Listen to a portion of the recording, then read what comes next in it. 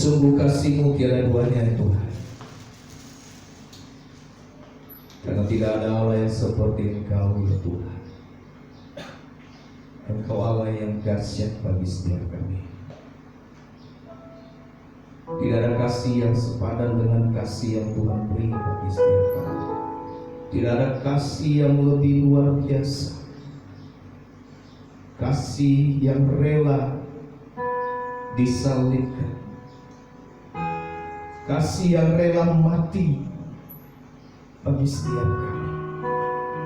Itulah kasih yang terindah bagi kami. Dan semua itu Tuhan beri bagi setiap kami, supaya setiap kami boleh hidup dan boleh memanggil Engkau ya Aba, ya Bapa. Terima kasih Tuhan. Kami bersyukur Engkau Allah yang luar biasa bagi kami. Kami bersyukur Tuhan hari ini kami boleh beribadah kepada Tuhan. Dan biarlah Tuhan Yesus pada saat ini kami juga berdoa Engkau berbicara bagi setiap kami. Biarlah Tuhan di dalam pembicaraan, di dalam kebenaran firman Tuhan ini, Engkau sendiri yang ambil alih, Engkau sendiri yang berbicara bagi setiap kami. Sehingga baik kami yang memberitakan maupun kami yang mendengar, kami sama-sama diberkati oleh Tuhan. Terima kasih Bapa di dalam surga. Kami serahkan seluruh hidup kami ke dalam tangan-Mu. Hati dan pendengaran kami semuanya ada dalam naungan Tuhan. Terima kasih Bapa, ini doa kami. Terpujilah nama Tuhan.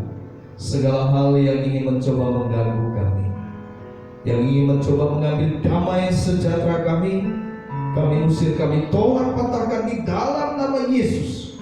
Dan kami hanya mau fokus kepada Tuhan. Terima kasih Tuhan. Di dalam nama Yesus kami berdoa.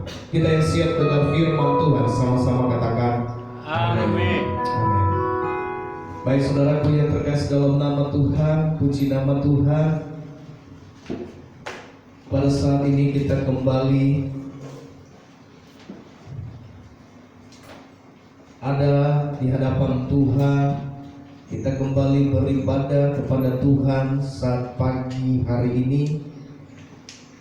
Kalau hari ini adalah hari Jumat, ya, tapi hari Jumat ini, saudaraku yang terkasih dalam nama Tuhan, adalah hari yang istimewa, ya. Kenapa istimewa, saudaraku yang terkasih dalam nama Tuhan?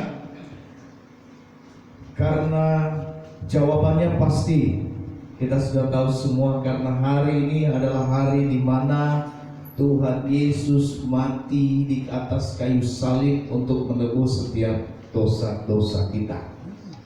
Ada amin?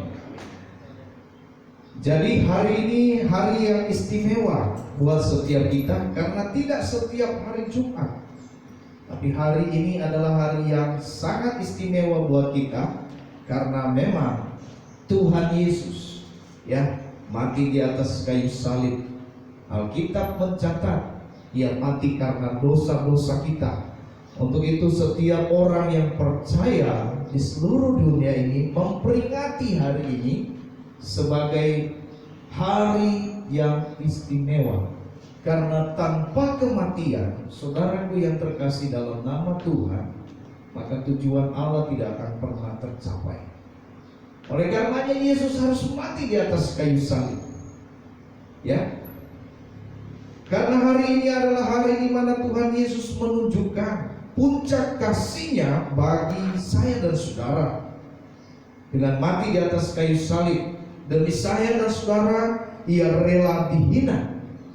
Demi saya dan saudara Ia rela diejek. Demi saya dan saudara Ia rela diolok-olok. Demi saya dan saudara Ia rela menderita. Bahkan Ia rela mati, supaya kita manusia yang berdosa ini mendapat perkenan dari Bapa. Segala dosa yang telah digantungkan di atas kayu salib dan telah disucikan oleh darah Yesus. Maka dari hal itu kita perlu bersyukur. Kita patut bangga karena kita memiliki Allah yang peduli, Allah yang memperhatikan kita, Allah yang mau berkorban buat setiap kita. Karena secara manusia kita tidak dapat menyelamatkan hidup kita. Firman Tuhan berkata, siapakah manusia? Ya, bahkan untuk menyambung sehasta hidupnya saya tidak mungkin. Tetapi apa yang tidak mungkin bagi manusia, mungkin bagi Tuhan.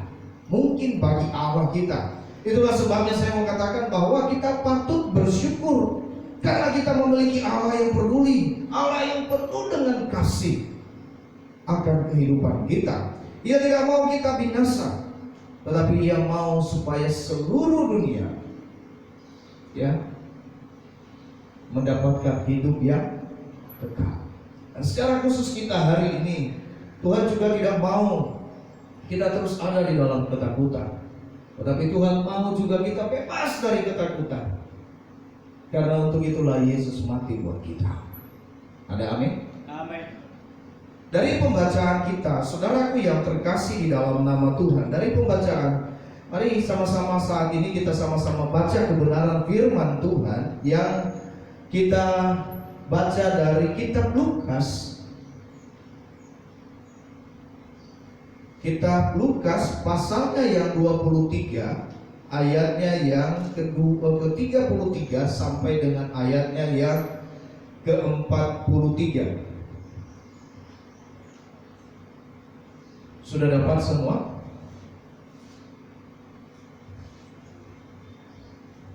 Sudah? Baik saudaraku yang terkasih dalam nama Tuhan, didengarkan saja, saya akan membacanya. Yesus disalibkan. Sekali lagi, Lukas pasal 23 ayatnya yang ke-33 sampai dengan ayatnya yang ke-43. Yesus disalibkan. Demikianlah firman Tuhan. Ketika mereka sampai di tempat yang bernama Tengkorak, mereka menyalibkan Yesus di situ, dan juga kedua orang penjahat itu, yang seorang di sebelah kanannya dan yang lain di sebelah kirinya.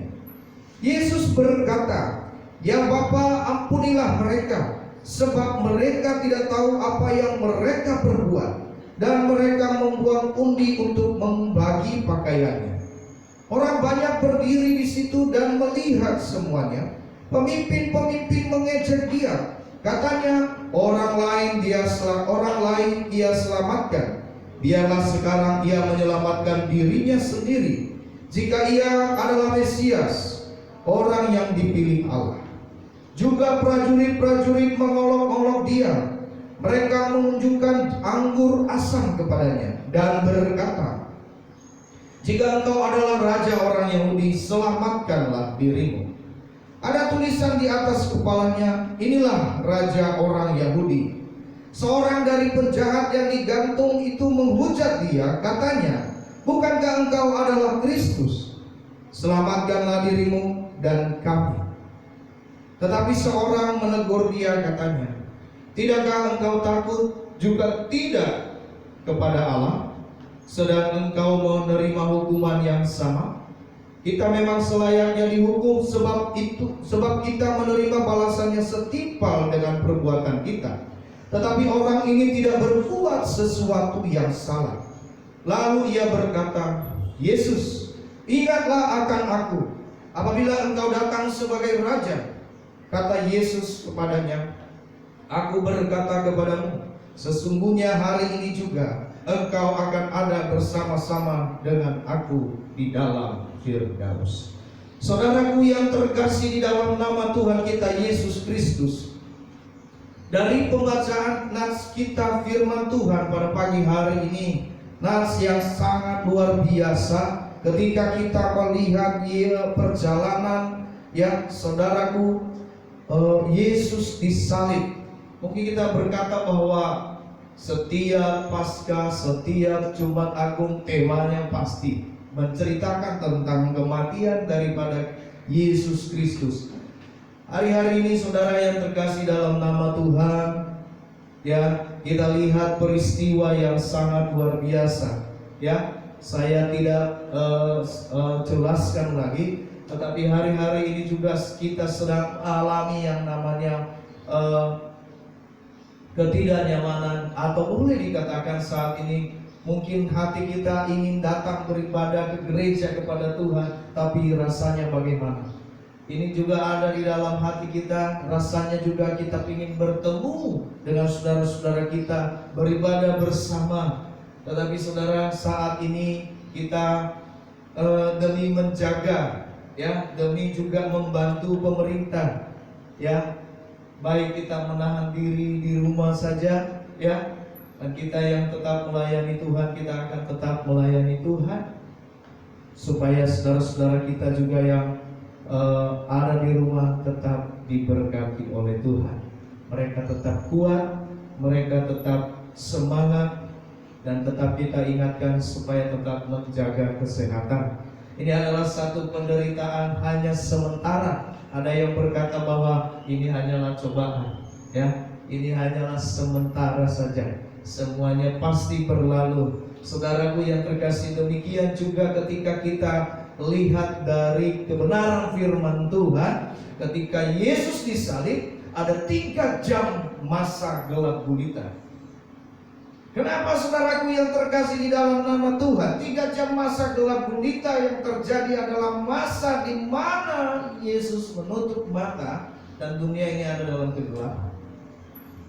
Ya, Yesus ada dalam penderitaan, dunia ini mengalami kegelapan, tetapi kegelapan itu tidak dapat selamanya bertahan.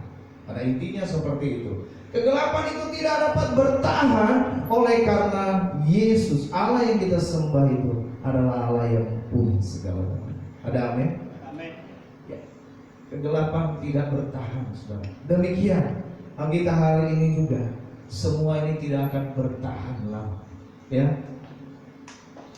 Kebenaran Tuhanlah yang akan muncul, dan Tuhan tetap akan membebaskan setiap umatnya, ya, yang tetap berharap kepada Tuhan. Ada amin? Maka itu saudaraku yang terkasih dalam nama Tuhan, tetap fokus kepada Tuhan, berdoa. Mari semua saya ajak kita sama-sama berdoa, ya, supaya kita meminta kepada Tuhan bahwa biarlah semua ini boleh berlalu, ya Tuhan. Seperti doa daripada Yesus Kristus pada malam ini sebelum Ia disalib, kalau boleh cawan ini lalu daripadaku, ya, tetapi bukan kehendakku yang jadi, melainkan kehendak-Mu lah yang jadi. Kita juga berdoa demikian, tapi bukan kehendak kita yang jadi, tetapi biarlah kehendak Tuhan yang jadi. Karena kita percaya di dalam setiap kejadian, ya, firman Tuhan bercatat di dalam Roma-nya, dia berkata, Allah turut bekerja di dalam segala sesuatu untuk mendatangkan kebaikan. Ada amin? Amin. Jadi saudara yang terkasih di dalam nama Tuhan kita Yesus Kristus, ada hal-hal peristiwa penting saudara yang terkasih dalam nama Tuhan. Ketika firman Tuhan kita baca pada saat ini, satu peristiwa penting yang sangat luar biasa, dan kita bisa belajar di dalamnya pada hari ini. Saudara, saya mau kasih judul buat setiap kita. Tema khotbah kita pada saat ini adalah penghiburan yang tidak terduga. Ya, saudaraku, kenapa saya mau katakan penghiburan yang tidak terduga? Padahal yang sedang terjadi adalah satu penderitaan yang luar biasa.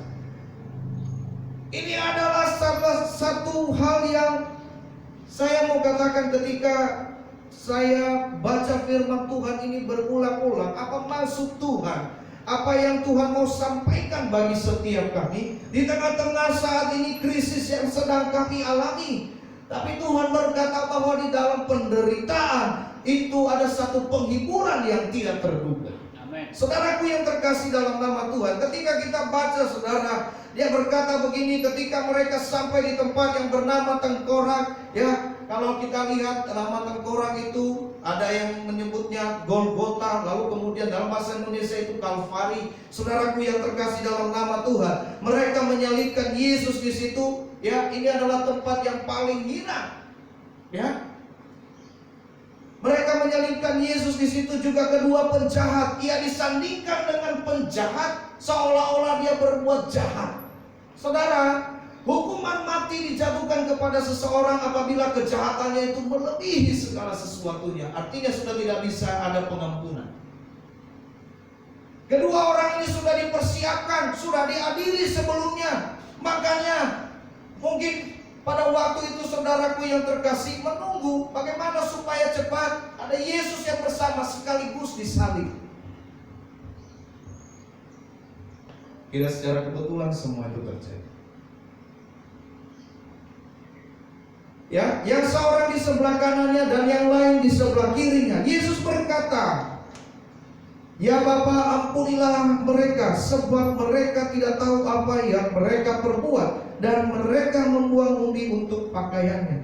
Saudaraku yang terkasih dalam nama Tuhan, apa penghiburan yang tidak terduga di saat-saat penderitaan itu sedang terjadi? Penghiburan yang pertama yang terjadi dalam hidup kita di saat penderitaan itu terjadi adalah Yesus berkata, "Bapa, ampunilah mereka." Penghiburan ini yang pertama ini adalah satu penghiburan bagi setiap orang berdosa, bahwa ketika Yesus menderita, berbahagialah engkau orang yang berdosa karena dosamu diampuni. Amin. Ada amin? Yang setuju katakan amin. Engkau yang tadinya mungkin berdosa, engkau yang mungkin tadinya turut juga pada waktu itu, saudaraku yang terkasih dalam nama Tuhan, kita melihat orang banyak berdiri di situ, pemimpin-pemimpin, ada pemimpin-pemimpin agama, pemimpin-pemimpin bangsa yang ada, mereka pejabat-pejabat yang ada, mereka melihat semua mata hati mereka tertutup, saudara, melihat kekejian yang ada, tidak ada satupun yang kasihan. Bagaimana kalau di depan mata saudara ada orang yang dipukuli, ada orang yang mau dibunuh, ada orang yang disiksa? Apa saudara tidak mau bergerak? Tetapi pada waktu itu terjadi, tidak ada satupun.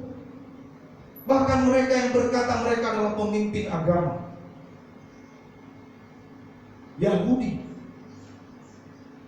mereka yang berkata mereka adalah ahli Taurat, sama sekali tidak ada peri kemanusiaan. Mereka berpikir bahwa mereka ketika menyalibkan Yesus itu mereka berbuat baik kepada Allah. Ada banyak saudaraku yang terkasih dalam nama Tuhan, pada zaman sekarang ini juga kita berpikir bahwa kita berbuat baik kepada Tuhan. Kita berpikir bahwa kita mau membela Tuhan. Saudaraku yang terkasih dalam nama Tuhan, kalau sebenarnya yang terjadi, mata hati mereka tertutup.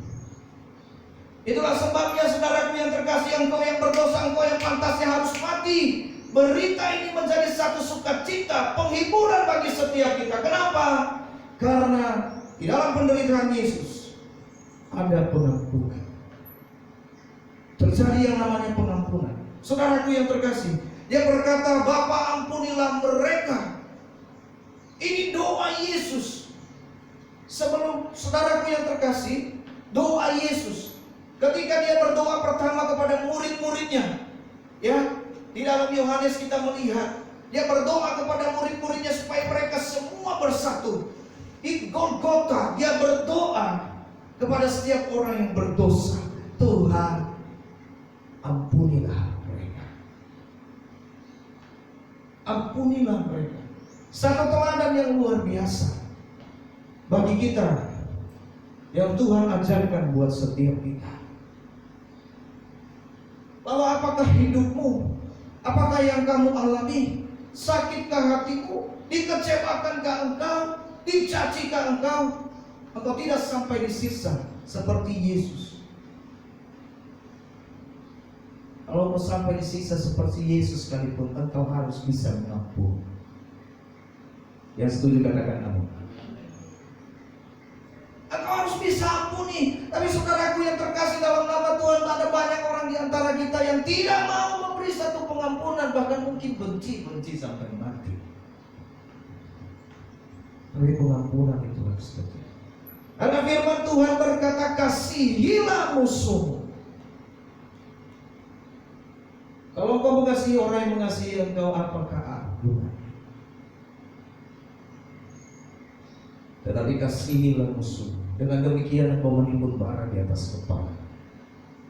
Satu hal lagi firman Tuhan berkata, saudaraku, dia berkata bahwa penghakiman adalah haknya Tuhan.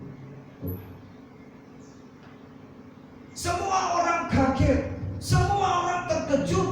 Kenapa saudara? Karena satu peristiwa ini yang luar biasa ini, di mana di atas kayu salib itu dimulai satu peradaban yang baru. Apa itu peradaban yang baru? Saya mau jelaskan buat sekarang. Sebelumnya di dalam perjanjian lama ada firman Tuhan yang berkata, mata ganti mata, gigi ganti gigi. Tetapi di atas kayu salib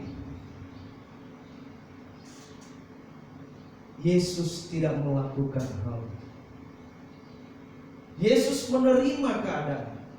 Malah sebaliknya, artinya apa? Ia memutuskan satu kebiasaan yang tidak baik ini. Karena Yesus tahu betapa luar biasanya ketika hal ini akan terus terjadi. Ketika Yesus mungkin merasa bahwa ia harus balas dendam, dan ini akan terjadi terus turun-temurun. Maka itu kasihlah yang memutuskan.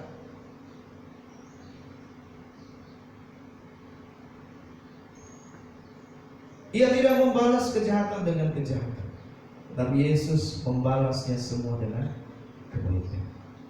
Justru di saat-saat itu Ia punya waktu untuk mendoakan mereka yang menghina, yang mencela Dia. Firman Tuhan berkata, orang banyak berdiri di situ dan melihat semuanya. Pemimpin-pemimpin mengejek Dia. Ya, katanya orang lain Dia selamatkan, biarlah sekarang Ia menyelamatkan dirinya jika Ia adalah Mesias, orang yang dipilih Allah. Orang-orang yang sangat sombong. Dan pengampunan di tengah-tengah penderitaan ada satu penghiburan yang luar biasa. Inilah yang patut kita syukuri, saudaraku. Kenapa? Di dalam penderitaannya engkau menjadi bahagia. Di dalam penderitaan Yesus itu engkau hidup sampai saat ini. Engkau diselamatkan. Coba bayangkan kalau misalnya Yesus tidak menderita, tidak mau menderita. Ya, padahal dia berkata begini, Bapa ampunilah mereka, ampunilah mereka. Ia berdoa, saudara, bagi saya dan saudara, ampunilah mereka. Mungkin kalau pada waktu itu kita ada di sana, kita juga adalah salah satu orang yang menghujat mungkin. Kita adalah salah satu orang yang berkata, katanya hebat, ya, katanya hebat, orang sakit dia sembuhkan. Ya.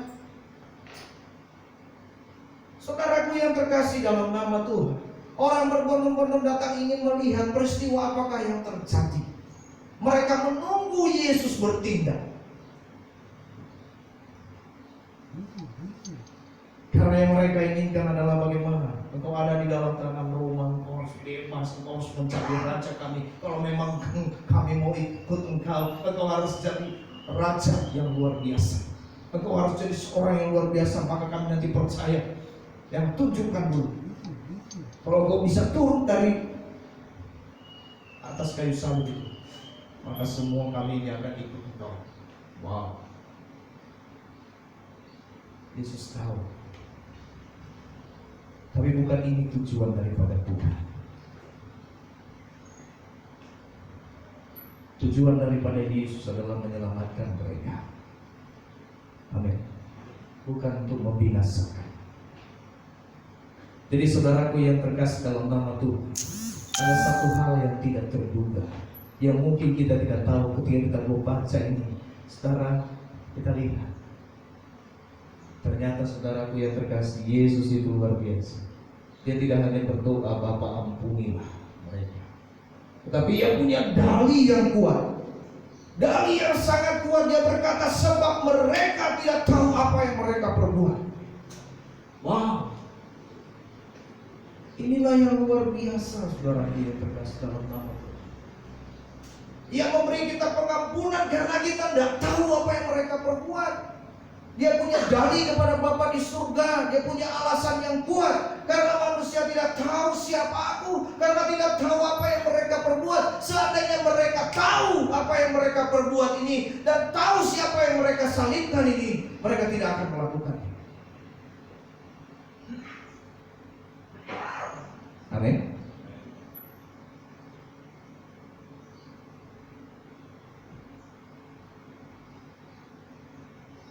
Oleh sebab itu saudara yang terkasih, dia berkata, Bapa ampunilah mereka, sebab mereka tidak tahu apa yang mereka perbuat.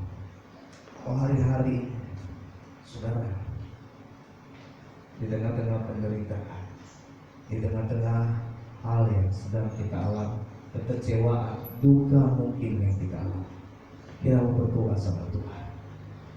Bapa ampunilah mereka, sebab mereka tidak tahu apa yang mereka perbuat. Berdoa bagi mereka yang menyakiti engkau. Berdoa bagi mereka yang mengecewakan hati.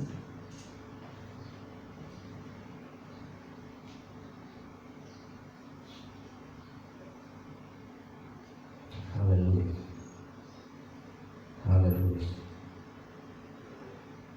Jangan berdoa. Harusnya mereka tahu, mereka lihat. Kalau Yesus berdoa berkata begini, Bapa, tolong binasakan mereka.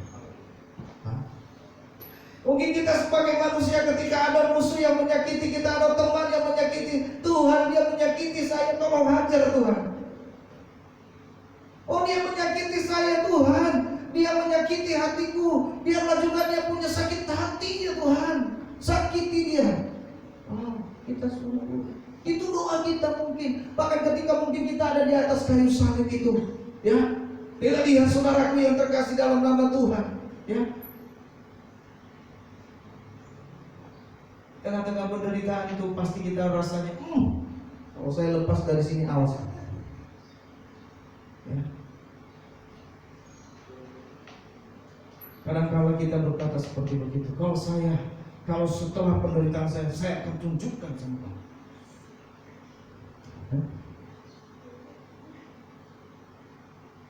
Tapi Tuhan Yesus berkata, Bapa ampunilah mereka. Maukah kita berkata pada hari ini saudara, Bapa ampunilah mereka. Ampunilah saudara-saudara, karena Yesus telah mengampuni saudara. Ada amin? Inilah yang luar biasa. Satu penghiburan yang luar biasa.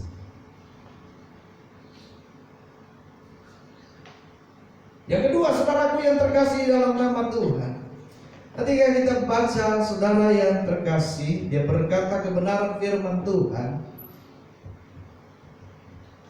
Kata Yesus kepadanya, ayatnya yang ke-43, kata Yesus kepadanya, Aku berkata kepadamu, sesungguhnya hari ini juga engkau ada bersama-sama dengan aku di dalam Firdaus. Penghiburan yang kedua yang terjadi di dalam penderitaan daripada Yesus dibuktikan bahwa ada jaminan yang kekal. Ada jaminan kepastian keselamatan.